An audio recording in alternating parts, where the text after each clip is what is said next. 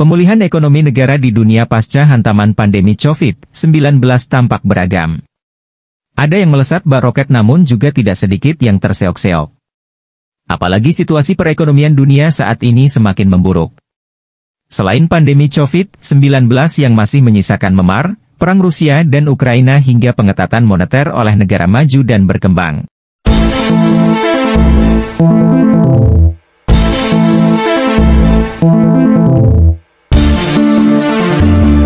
Dampak yang dirasakan oleh masing-masing negara tentu berbeda, tergantung dari kekuatan fundamental ekonominya. Begitu juga yang terlihat di Asia Tenggara. Indonesia harus merelakan lesatan ekonomi negara tetangga.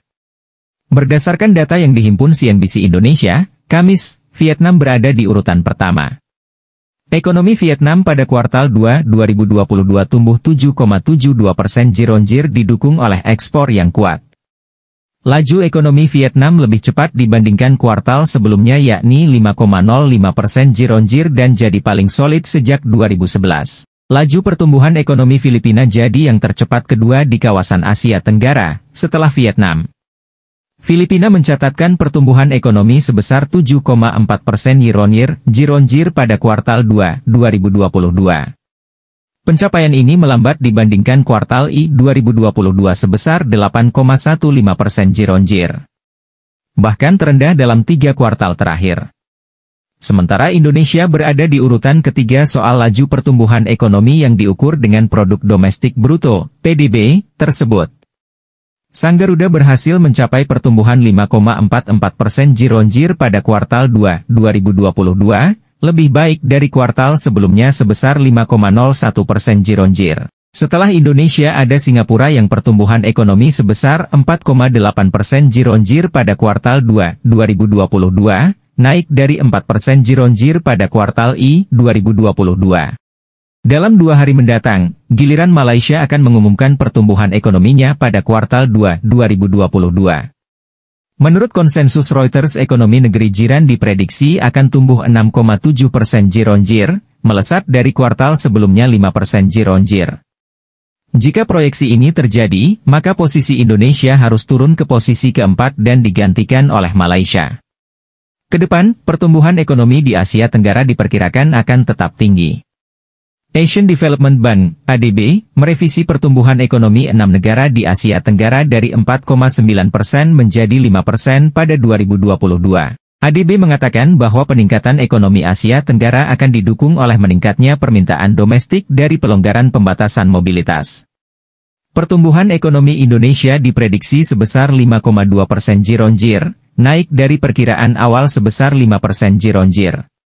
Kemudian Filipina diprediksi tumbuh 6,5% year-on-year, lebih tinggi dari prediksi awal 6% year-on-year.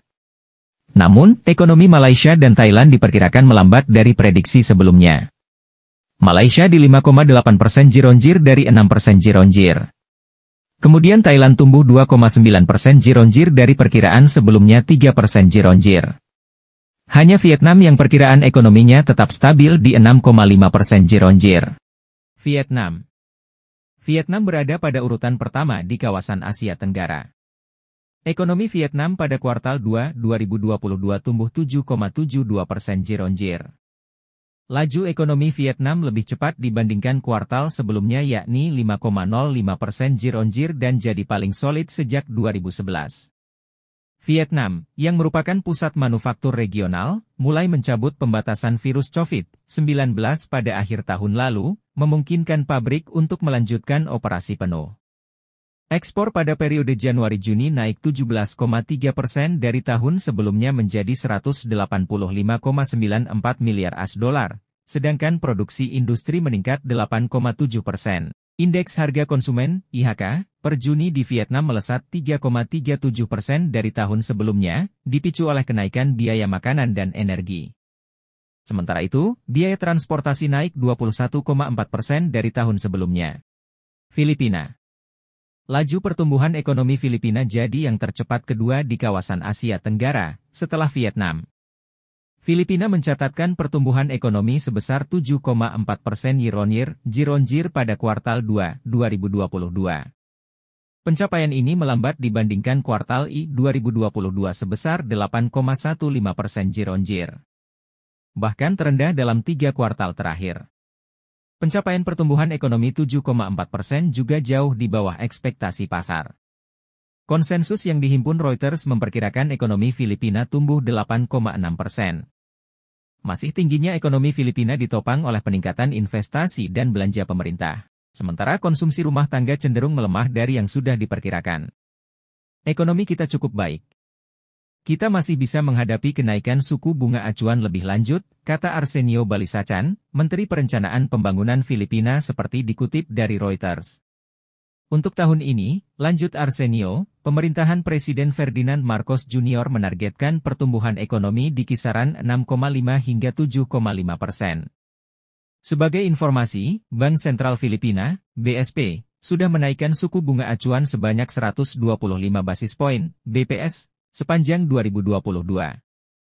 Ini dilakukan demi menjinakkan inflasi, yang rata-rata sepanjang semester pertama 2022 ada di 4,7% year-on-year. BSP berkomitmen membawa inflasi ke sasaran target 2 hingga 4%. Menteri Koordinator Bidang Perekonomian menjelaskan kondisi ekonomi Indonesia yang relatif baik dari negara-negara besar lain di ASEAN. Target inflasi pun lebih rendah. Kita masih bisa mencapai pertumbuhan ekonomi yang relatif baik. Mungkin di ASEAN kita untuk kuartal 3 kita sedikit ada di bawah Filipina dan Vietnam tapi dibandingkan Malaysia dan Thailand kita lebih bagus. Menteri Koordinator Bidang Perekonomian juga yakin inflasi Indonesia tahun ini akan di bawah tahun lalu. Inflasi kita tahun ini pasti lebih rendah dari tahun lalu. Optimis itu bersumber dari tren penurunan angka inflasi dari tahun ke tahun dan itu menunjukkan kita semakin berhasil mengendalikan inflasi, sehingga sudah saatnya kita menggeser target inflasi kita ke angka yang lebih rendah. Oleh karena itu inflasi akan disumbangkan kenaikan tarif angkutan umum, serta kenaikan harga daging ayam dan telur ayam. Meskipun demikian, inflasi tahun ini tidak terlalu mengkhawatirkan seperti tahun sebelumnya yang terjadi seperti gejolak harga beras. Pemerintah bisa mengendalikan inflasi secara bertahap. Dan secara jelas inflasi Indonesia sudah tidak mengkhawatirkan lagi walau masih ada kenaikan harga komoditi tertentu. Sebelumnya Menteri Koordinator Bidang Perekonomian menggelar rapat koordinasi terkait dengan peningkatan ekspor. Rapat tersebut yang dihadiri oleh Menteri Perdagangan dan Menteri Perindustrian.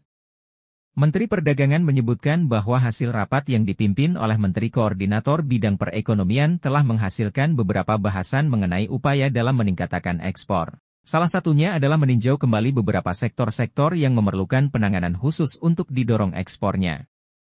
Secara keseluruhan rapat tersebut membahas mengenai bagaimana meningkatkan ekspor yang diminta perjanjian dagangnya segera diselesaikan. Saat ini baru ada beberapa perjanjian dagang yang telah diselesaikan oleh Kementerian Perdagangan.